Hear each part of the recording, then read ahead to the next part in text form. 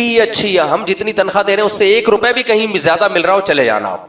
یہ نہیں سمجھنا کہ مفتی صاحب بولیں گے یار دیکھو غیرت بھی کوئی چیز ہوتی ہے. میں نے کہا میں نہیں سوچوں گا, اور میں نے ساتھیوں سے کہا کہ ہمیں چاہیے اپنے ماتحتوں سے اتنا اچھا سلوک کریں کہ ان کو ہم سے اچھی آفر کہیں سے آئے نہیں یاری میرے خیال ہے بات سمجھ.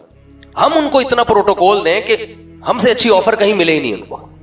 آپ کو میں کچھ باتیں بتانے کی نہیں ہوتی لیکن بتا دیتا ہوں, تاکہ پرسنل باتیں ہوتی ہیں لیکن تاکہ لوگوں میں یہ رجحان بڑھے. صرف اس نیت سے بتا رہا ہوں میں, رجحان بڑھے. اپنے جو ماتحت لوگ ہیں نا ان کو اچھی رہائش دیا کرو, اچھا کھانا دیا کرو, اچھی تنخواہ دیا کرو, ان کی بنیادی ضرورتوں کا فل خیال کیا کرو. پھر وہ کام نہ کریں تو آپ ناراض ہو ان کے اوپر. اس میں کنجوسی مت کرو, ورنہ ہوگا پتہ ہے کیا ہے, تمہارے جو ماتحت ہوں گے وہ ہر وقت تلاش میں رہیں گے, ادھر سے کہیں سے آئے تو نکلو پتلی گلی سے. پھر بھی اگر ان کو کہیں اچھا آ رہا ہے تو نکل جائے. کیا خیال ہے بھائی؟ لیکن آپ کوشش کرو, آپ اتنا اچھا کرو کہ ان کو آپ سے اچھا کہیں مل ہی نہ رہا ہو. تو کم وقت جو سیٹ ہے جو یا فیکٹری چلا رہا ہے وہ اپنے آپ کو تبدیل نہیں کرے گا کہ میں اتنی آفریں دے دوں, میں وہ کہے گا کہ ان کو نچوڑو بالکل ایسے. فیکٹریوں میں اتنی ارننگ ہوتی ہے نا کہ مزدوروں کی تنخواہ تو بہت تھوڑا حصہ ہوتا ہے اس کا, یہ ڈبل بھی کر دے تو بھی ان کا پروفٹ کم نہیں ہوگا. وہاں سے ان کو نچوڑ کے بالکل سرنج سے ان کا خون نکال لیا ہوتا ہے. اور ہمارے یہاں جب اخبار چھپا کرتا تھا نا تو حضرت مفتی ابو لبابہ صاحب بھی تھے اس میں, تو جس رات کو اخبار نکلتا تھا اس رات بہت ٹف ٹائم ہوتا تھا. تو استاد جی تھے ہمارے حضرت مفتی ابو لبابہ صاحب, وہ کہتے تھے کہ بھائی کھانا ہمیں اس رات ٹائٹ کھلانا ہے, یعنی ادارے کی طرف سے. تو ایک دن کیا ہوا, دال وال آ گئی. صبح جو اخبار چھپا ہے نا پرنٹ دھندلا تھا اس میں. تو ادارے نے کہا کہ یار یہ اخبار میں خبر وہ دھندلے نہیں آ جاتے پرنٹ بعد وقت. تو استاد جی نے کہا کہ جب دال کھلاؤ گے تو پرنٹ دھندلا ہی آئے گا. تو کام دبا کے لو جو ذمہ داری بنتی ہے, لیکن سلوک اچھا کرو, تنخواہیں ان کو زیادہ دو, ان کے بینیفٹس دو, جو کوئی جائز مطالبہ ہے وہ پورا کرو. اپنی طرف سے جتنا بنتا ہے نا اس سے زیادہ کرو. سمجھ رہے ہو کہ نہیں سمجھ رہے؟ جتنا بنتا ہے نا اس سے زیادہ کرو. تو اگر اللہ نے گنجائش دی ہے, نہیں دی ہے تو ایک الگ بات ہے. تو خیر کہاں سے کہاں بات چلی گئی. تو میں یہ بتا رہا تھا, یہ فیکٹری پہ نہیں بیان کر رہا تھا میں, ہاں بدگمانی والی بات کر رہا تھا کہ اسلام نے بدگمانی سے بچنے کا حکم کیوں دیا. ہاں میں یہ بتا رہا تھا کہ دیندار لوگ کیا کرتے ہیں, قرآن و سنت کا نا, دیندار سے میری مراد جن کو تھوڑا بہت قرآن و سنت آتا ہے. جس بیچارے کو آتا ہی نہیں وہ کون سی حدیث پیش کرے گا, لیکن جن کو آتا ہے نا وہ بے موقع حدیثیں سنانا شروع کر دیتے ہیں, بے موقع قرآن کی آیتیں پڑھنا شروع کر دیتے ہیں. تو یہ غلط ہے, یہ اللہ کے غضب کو دعوت دینے والی بات ہے. آپ خود زیادتی کر رہے ہو. ہاں میں امام کی مثال دے رہا تھا کہ وہ کرپشن کر رہا ہو, آپ بولو یہ غلط ہے تو قرآن و سنت بیان کرنا شروع. قرآن و سنت. ایک لاہور میں ایک عامل ہے, روحانی عامل, تو آپ کو پتہ ہے سارے ماشاءاللہ 2 نمبر ہی ہوتے ہیں. اللہ کا بڑا فضل ہے کہ ایک بھی میں نے روحانی عامل 1 نمبر نہیں دیکھا. یہ اللہ کا فضل کیوں ہے کہ اللہ نے میری بات کو سچا رکھا ہوا ہے اب تک. کیونکہ میں کہتا ہوں روحانی عامل جتنے سارے ایک ہی جیسے, یا تو فراڈی ہوتے ہیں یا اوپر سے کھسکے ہوئے ہوتے ہیں. تو کوئی ایک آدھ بھی ایسا نکلا نا جس کے بارے میں کسی وہم ہوا کہ یہ شاید کھسکا ہوا نہیں ہے, تو پتہ چلا وہ بھی کھسکا ہوا ہے. تو یہ اللہ کا بہت بڑا فضل ہے میرے اوپر, کہ میرے اوپر اس لیے کہ میں نے یہ دعویٰ کیا ہوا ہے نا, تو آج تک یہ دعویٰ کہیں بھی جھوٹا ثابت نہیں ہوا. اچھا کچھ لوگ پتہ ہے امام حرم, کوئی جو حرم میں کوئی بیت اللہ کی چابیاں, اب میں نام نہیں لوں گا ان کا, وہ ایسا نہ ہو کہ مسئلہ ہو جائے میرے لیے. حرم میں کوئی بڑے بڑے بزرگ شخصیت ہیں, تو کچھ لوگ پاکستان سے جا کے ان بزرگ شخصیت پہ دم بم کرتے ہیں اور پھر کہتے ہیں دیکھو ہم تو ان کا علاج کر کے آئے ہیں. یہ بھی بہت چل رہا ہے, حرم میں فلاں بزرگ کا علاج کر کے آئے. وہ میں نے بزرگ کے بارے میں معلومات کروایا, وہ بیچارے وہم کے مریض ہیں, ان کو کسی نے بتا دیا آپ پہ جن, حالانکہ کچھ بھی نہیں ہے. تو کچھ وہمی ہوتے ہیں, نیک بھی ہوتے ہیں, لیکن وہمی تو بن جاتا ہے نا. تو پاکستان کے جتنے عامل ہیں پھوکے لگا کے کیش کراتے ہیں ان کو, پھر آ کے بتاتے ہیں میں نے ان کا علاج کیا ہے, میں نے ان پہ دم کیا ہے. تو آپ کو پتا ہے کوئی شخص یہاں سے سعودی عرب چلا جائے, مکہ میں حرم میں, اور حرم میں کسی بزرگ شخصیت پہ پھونک مار کے آ جائے, اس کی تو بلے بلے ہو گئی نا. کیا خیال ہے؟ جب لوگ کہتے ہیں حرم میں اتنے بڑے بزرگ نے اس سے یار تعویذ لیا ہے اور رقیہ اور دم کروایا ہے, تو انڈا موڑ کی تو کوئی حیثیت ہی نہیں ہے. تو یہ لوگ پھر نوٹ چھاپتے ہیں. تو یہ کوئی بڑی بات نہیں ہے, کوئی حرم میں کسی کو پھونک مار دی, یا کسی کو, یا کہ یہاں کسی شیخ الحدیث کو پھونک مار دی. علماء کی جو فیلڈ ہے علماء اس میں ماہر ہوتے ہیں. باقی علماء کو بھی وہم ہو جاتا ہے اپنے بارے میں کہ پتہ نہیں جن آیا ہوا ہے, مجھ پہ چڑیل آئی ہوئی ہے, کیا آیا ہوا ہے. خیر, تو میں کیا بتا رہا تھا بھائی, بدگمانی سے بچنے کا حکم دیا اسلام نے تاکہ نفرتیں نہ پھیلیں. لیکن بتاؤ آج ہم بچتے ہیں بدگمانی سے؟ بدگمانی سے بچ نہیں رہے ہوتے. اچھا اور بھی ایک بات سے بات نکلتی ہے, اسلام نے ہمیں حکم دیا کسی کو گناہ کرتے ہوئے دیکھو تو دنیا کو بتاؤ یا چھپاؤ ہے. دیکھو کتنا واضح اسلام کا حکم ہے. کوئی ایک فرد بھی نہیں ہے جس کی زبان سے یہ نکلا ہو کہ نہیں چھپاؤ بتاؤ. اس سے میں پتا چلا ہم سب کو یہ بات, جیسے میں آپ سے پوچھوں نمازیں کتنی فرض ہیں, سب بولیں گے 5. یعنی اس میں کوئی بہت بڑا علم کی ضرورت نہیں ہے, سب یہی کہیں گے 5 نمازیں فرض ہیں. ایسا ہی میں جب آپ سے پوچھوں کہ اسلام میں کسی کو جب آپ نے کوئی برائی دیکھی تو اس کو دنیا کے سامنے بتایا جائے یا چھپایا جائے, سب کے منہ سے کیا نکلا؟ چھپایا جائے. اس کا مطلب یہ اسلام کا ایسا حکم ہے جس میں کوئی دیوبندی, بریلوی, اہل حدیث اختلاف نہیں ہے اس میں. کیا خیال ہے؟ لیکن چھپاتے ہیں. بولتے کیوں نہیں؟ کیا ہو گیا میرے بھائی, ایک تو مجھے بہت مشکل ہے, آپ کو بات سمجھانا بہت مشکل ہے. نہیں چھپاتے ہیں, بلکہ چھپانا تو دور کی بات, جو جرم نہیں بھی کیا ہوتا نا, اے آئی سے ایڈیٹنگ کر کے گھما پہ. میرے نہیں تصویریں آ رہی تھی 4 بیویوں کے ساتھ بیٹھا ہوا ہوں, میں نے کہا پتہ نہیں کس کی انٹیاں لا کے میرے کھاتے میں ڈال دی. بھائی اللہ کا شکر ہے ہم لوگ اپنے گھر کے مستورات کو دنیا کے سامنے نہیں لاتے, ہم تو اس کو غلط سمجھتے ہیں, برقعے میں بھی نہیں لاتے تو, لیکن لا رہے ہیں. اور اچھا نیچے لوگوں نے لکھا ہے ماشاءاللہ ویل ڈن, زبردست. پھر کوئی انٹی آئی ہوئی ہے وہ پتہ نہیں میرے کھاتے میں ڈال دی. خیر, اور میری تو 4 ہیں تو میرے گھر والے سمجھ رہے ہیں شاید کوئی پتہ نہیں کی ہوئی ہے چھپ کے, اس نے 5ویں ہے. تو میں قسمیں اٹھا رہا ہوں بھائی میرا کوئی تعلق نہیں ہے, میں جانتا بھی نہیں ہے کون ہے. تو جو جرم نہیں بھی کیا وہ بھی ڈال, اور لوگ تحقیق کیے بغیر چلائے جا رہے ہیں. حضرت کا انتقال ہو گیا, بیوی نے قتل کر دیا, یہ چل رہی تھی کچھ دن. اب تو لوگ کو سمجھ میں آ گئی کہ فیک ہے. تو آپ کا جب کسی سے سیاسی اختلاف ہوتا ہے تو اپنے مخالف کے لیے آپ, جزاک اللہ, اپنے مخالف کے لیے آپ نیوز چلا رہے ہوتے ہو, فیک نیوز ہوتی ہیں وہ, اور آپ یقین کرتے دیکھو یہ صحافی کیا کہہ رہا ہے, دیکھو. وہی جب آپ کے لیڈر کے خلاف کہہ رہا ہوتا ہے, ابے جھوٹ بول رہا ہے, ابے کیا کر رہا ہے, جھوٹ بول رہا ہے. اصل میں مسئلہ پتہ ہے کیا ہے, خاموش رہنا نہیں سیکھا ہم نے. ہر چیز میں ٹانگ نہیں اڑایا جائے. آپ کہتے ہو پھر مفتی صاحب آپ بھی تو بہت سی چیزوں میں ٹانگ اڑاتے ہو جو آپ کی فیلڈ نہیں ہے. دیکھو وہ آپ اس لیے کہہ رہے ہو کہ میری فیلڈ نہیں ہے کہ آپ کا اس میں اختلاف ہوتا ہے, اس لیے آپ کہہ رہے ہو میری فیلڈ نہیں ہے. میں نے سیاست میں ٹانگ کبھی بھی نہیں اڑائی ہے. کوئی خبر دینا یہ سیاست نہیں کہلاتا, یہ تو نیوز ہے نا. جس کے پاس معلومات ہو وہ دے دے. ہاں ہو یہ رہا ہوتا ہے کہ اس نیوز کے دینے سے وہ خبر وہ بعض سیاسی لوگوں کے اگینسٹ جا رہی ہوتی ہے, تو پھر ان کو غصہ آتا ہے کہ تم سیاست میں ٹانگ کیوں اڑاتے ہو. سیاست میں کہاں ٹانگ اڑا رہا ہوں میں. سیاست میں ٹانگ اڑانے کا مطلب تو یہ ہوگا کہ میں مشورے دے رہا ہوں کہ فلانے کو ووٹ دو اور فلانے کو ووٹ مت دو, وہ ٹھیک ہے وہ غلط ہے. یہ تو میں ممبر پہ کبھی کرتے ہوئے دیکھا, مجھے کبھی بھی نہیں کیا میں نے یہ. لیکن ظاہر ہے جب تو یہ سیاست میں نہیں میں ٹانگ اڑاتا, حالانکہ اتنا فارغ میں نہیں ہوں سیاست سے جتنا لوگ مجھے سمجھ رہے ہوتے ہیں کہ سیاست کو کچھ بھی نہیں پتا. لیکن پھر بھی کچھ پتا ہو بھی تو بھی میں ٹانگ نہیں اڑا رہا ہوتا سیاست میں. تو اب ہمارے ہاں کیا ہے, کسی کو نہیں پتا کچھ بھی, پھر بھی فیک نیوز پھیلائے جا رہے ہیں, خود بخود اس سے بنیادیں قائم کرتے چلے جا رہے ہیں. حالانکہ مجھے اور آپ سب کو معلوم ہے اللہ تعالیٰ نے قرآن میں حکم دیا, ان جاءکم فاسق بنبأ فتبینوا, کوئی خبر آئے تو تحقیق کرنی ہے, بغیر تحقیق کے آگے نقل نہیں کرنی. آپ مجھے بتاؤ سوشل میڈیا پہ ہر خبر صحیح ہوتی ہے, تو آپ کیوں اس کو فوراً آگے بھیج دیتے ہو؟ آپ کہہ سکتے ہو کہ اب میرے پاس تحقیق کا ٹائم نہیں, کون تحقیق کرے گا, تو آپ بول دو کہ لا ادری, مجھے معلوم نہیں. یہ بول دو آپ کہ مجھے نہیں معلوم. اگر آپ کے پاس 100 خبریں دن میں آئیں, 100 تبصرے آئے, اور آپ 100 کے 100 کے بارے میں یہ کہہ دو کہ مجھے نہیں پتا کہ یہ حقیقت کہہ رہا ہے یا جھوٹ بول رہا ہے, مجھے نہیں پتا, تو اس میں آپ کی شان گر جائے گی کیا؟ نہیں, آپ کی شان نہیں گرے گی, اس سے آپ کی شان بڑھ جائے گی. لوگ کہیں گے واقعی یار جب تک اس کو نہیں پتا ہوتا نا یہ بولتا نہیں ہے, لہذا جب بولے گا تو لوگ یقین کر لیں گے اب واقعی اس کو تحقیق ہے تبھی بول رہا ہے, ورنہ بولتا نہیں ہے. سمجھتے ہو کہ نہیں سمجھتے ہو؟ لیکن ہم سے چپ نہیں رہا جاتا, کیونکہ اگر میں نے بول دیا مجھے نہیں پتا تو لوگ کہیں گے تو جاہل کا بچہ ہے, تجھے تو پتہ ہی نہیں ہے. بھائی جو آپ کو جاہل کہہ رہا ہوتا ہے نا وہ اجہل ہوتا ہے, وہ آپ سے بھی بڑا جاہل ہوتا ہے, اس کو کون سا پتا ہے. عقیدت میں انسان اندھا ہوتا ہے. جب آپ کو کسی سے عقیدت ہو, اس کے فیور میں جو نیوز ہے آپ کو سچی لگے گی, وہ اس کے اگینسٹ جو نیوز ہے آپ کو وہ جھوٹی لگے گی, اور جس کے آپ مخالف ہو اس کے فیور میں جو حدیث جو نیوز ہوگی وہ آپ کو جھوٹا لگے گا, اور اس کے اگینسٹ جو نیوز ہوگی وہ آپ کو فوراً سچی لگے گی. یہ انسان کی فطرت ہے. تو اس میں ہمیں حکم دیا گیا ہے نا نا نا نا, بنیاد یہ نہیں ہونی چاہیے کہ تمہیں اس سے محبت ہے یا نفرت ہے, بنیاد یہ ہونی چاہیے تمہارے پاس تحقیق ہے تو ٹھیک ہے, نہیں ہے تو چپ. حدیث میں آتا ہے من صمت نجا. پہلے ہمیں اس حدیث کا مطلب ہی سمجھ میں نہیں آتا تھا. نبی نے فرمایا جو خاموش رہ گیا نجات پا گیا.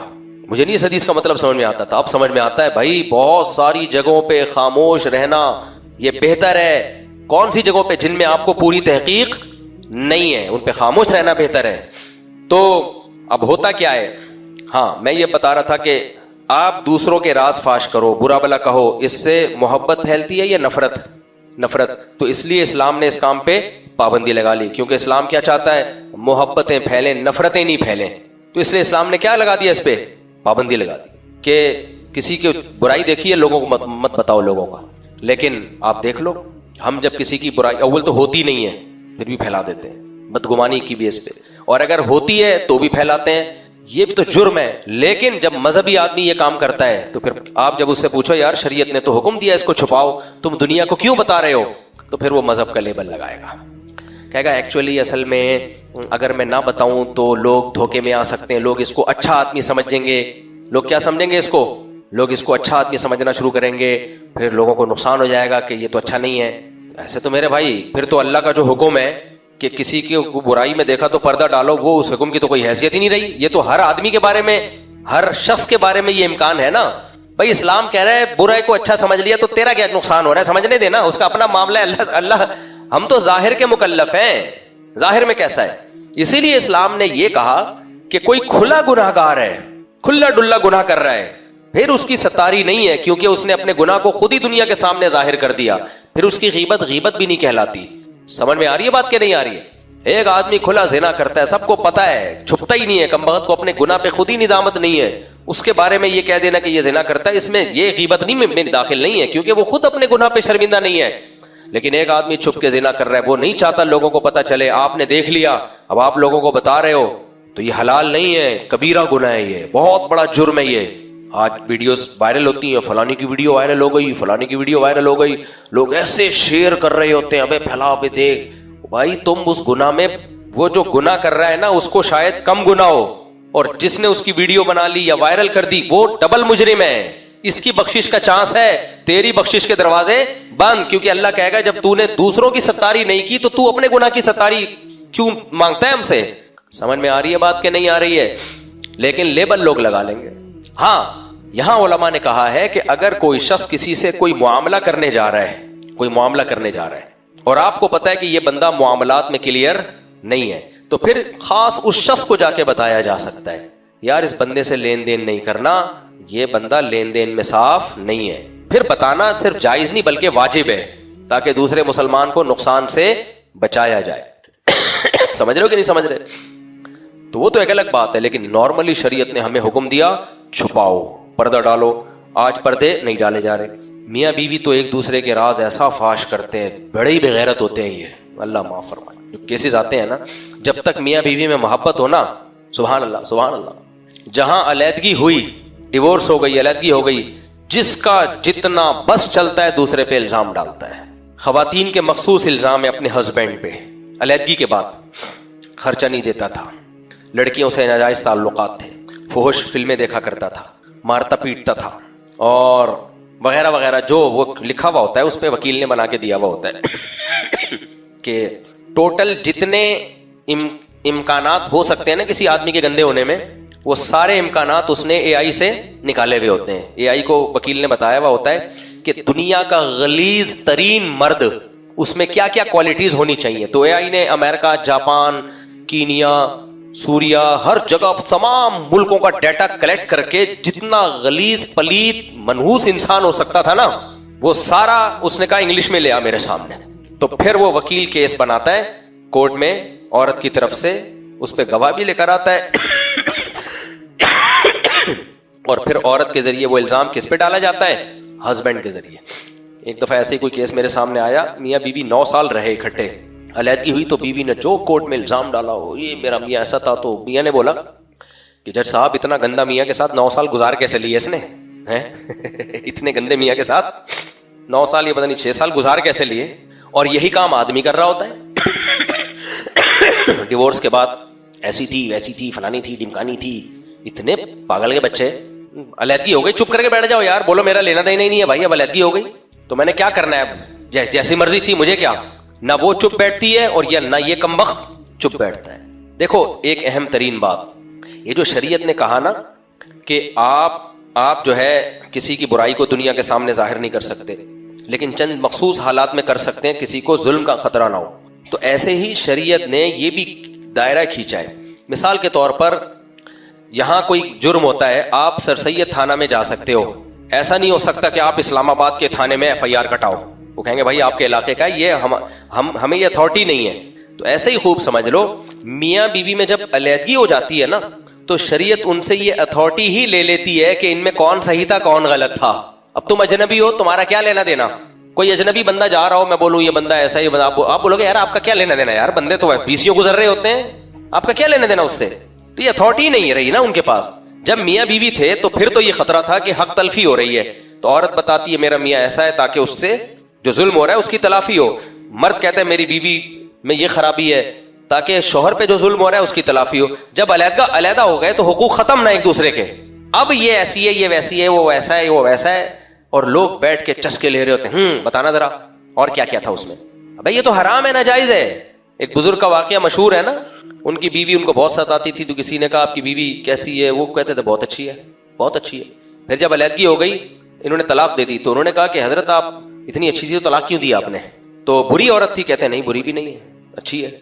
تو ان کی ماں نے یا کسی نے پوچھ لیا ان سے کہ بھائی یہ تو آپ کو ستاتی تھی تو آپ نے برائی کیوں نہیں کی اس کی, بتا دیتے بد اخلاق تھی اس لیے میں نے چھوڑ دیا. کہتے ہیں یار پہلے مجھے غیرت آتی تھی, میری بیوی ہے, میں اس کی برائی کروں گا تو بدنامی کس کی ہے بھائی, اپنی بدنامی ہے نا. لوگ بولیں گے دیکھ اس کی بیوی ایسی ہے, اس کی بیوی ایسی. تو میری عزت تھی, میں نہیں اس کو, جو گھر کی بات ہے میں گھر سے باہر نہیں لا سکتا تھا.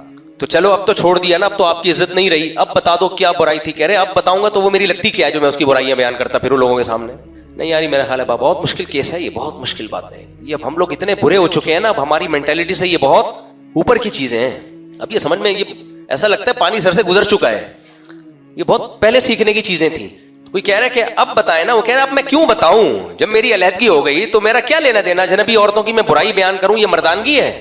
ایک آدمی کہہ رہا ہے فلانی گھر میں انٹی رہتی ہیں وہ ایسی ہیں, فلانے گھر میں انٹی رہتی ہیں ویسی ہیں. لوگ کہیں گے تو خود زنانہ آدمی, تو مردوں والے کام کر, مردوں والی بات کر, تجھے کیا لینا دینا کہ فلانی کا اس سے چکر چل رہا ہے, فلانی کا اس سے چکر.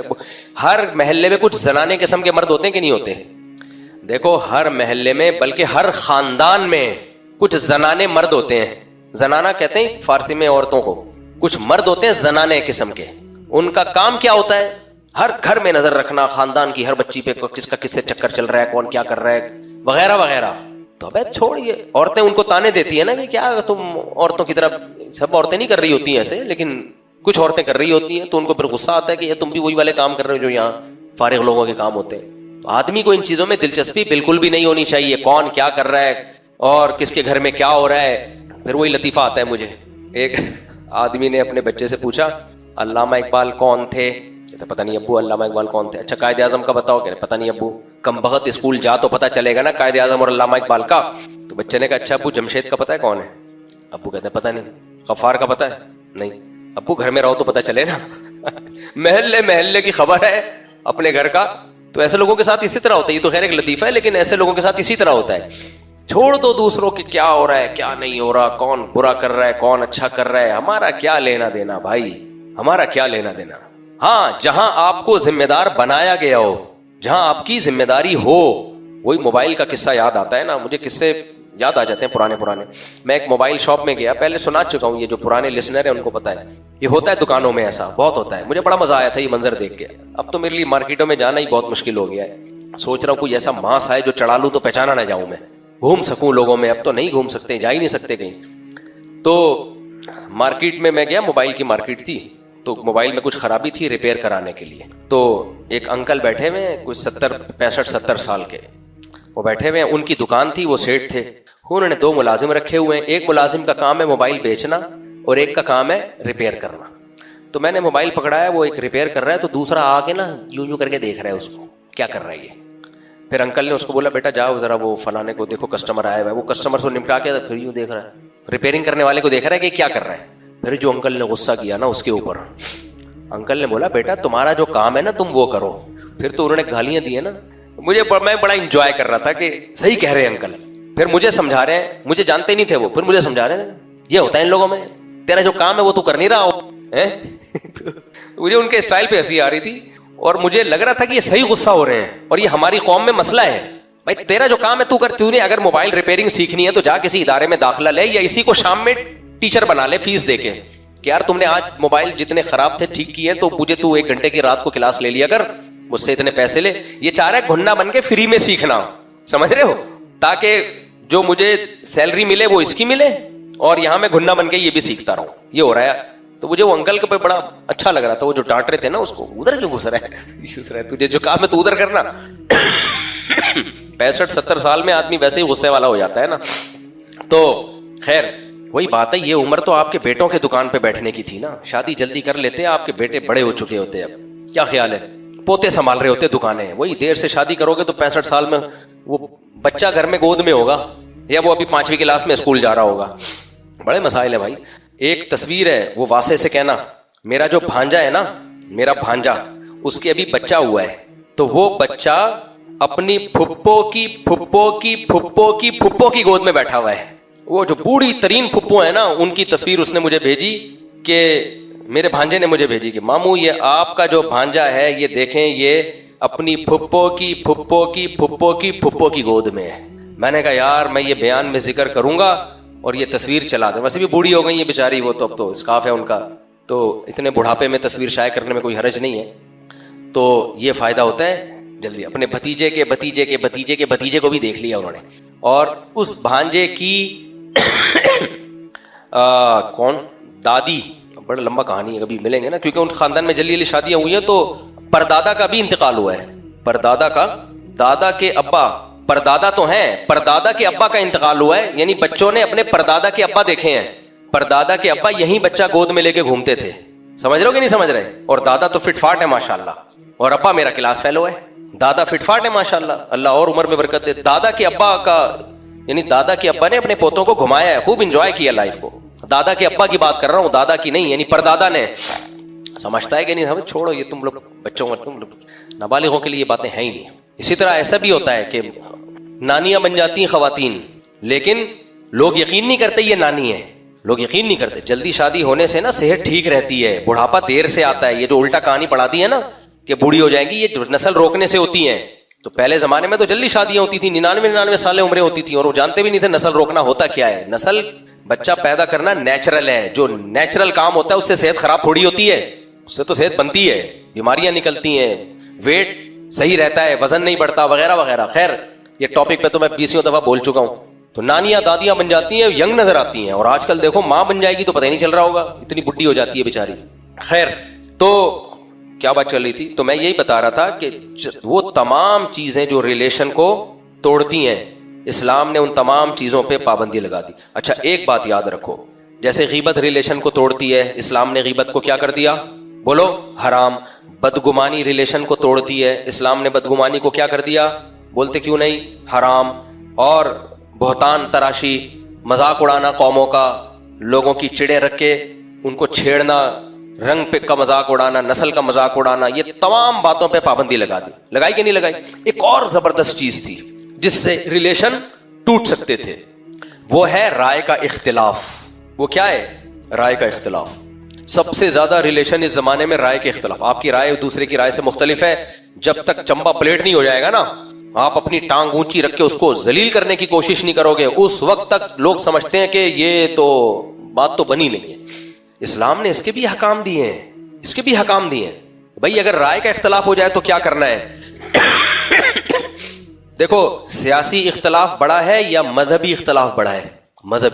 مذہبی اختلاف کے بارے میں نبی نے فرمایا, مسائل کا اختلاف ہو گیا نا, ایک کے نزدیک حلال ہے, دوسرے کے نزدیک حرام ہے, اس سے بڑا کوئی اختلاف ہو سکتا ہے؟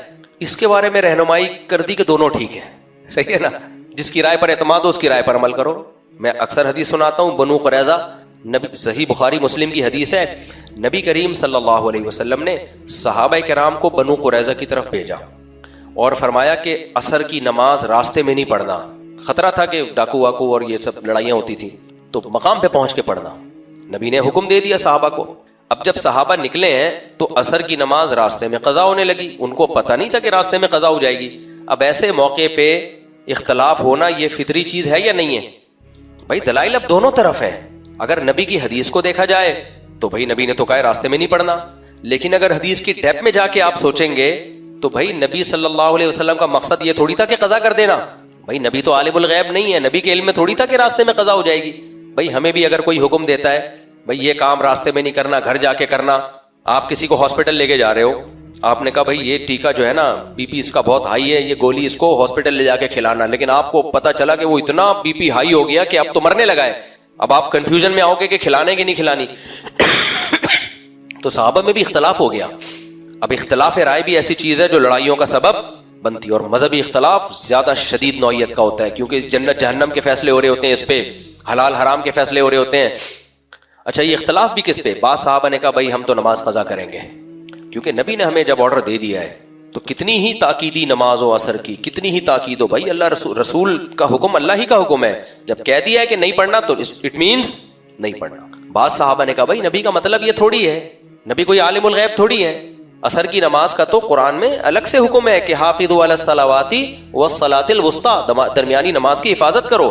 یہ تھوڑی کہ نبی کی ایک حدیث کی بیس پہ ہم قرآن کا حکم چھوڑ دیں اور نبی کی حدیث کا مطلب بیان کیا جائے گا. مطلب یہ ہے کہ اگر وہاں پہنچ کے پڑھ سکتے ہو, اب قضا ہو رہی ہے تو پھر تو جیسے تیسے پڑھنی پڑے گی. اب مجھے بتاؤ یہ اختلاف کس چیز میں ہو رہا ہے؟ رفع الیدین میں ہو رہا ہے کہ رفع الیدین کرنا ہے کہ نہیں کرنا ہے. یہ اس میں نہیں ہو رہا کہ نماز پڑھی کیسے جائے گی, اس میں بھی نہیں ہو رہا کہ کتنی رکعتیں پڑھی جائیں گی. یہ اس میں ہو رہا ہے کہ پڑھی جائے گی بھی کہ نہیں پڑھی جائے گی.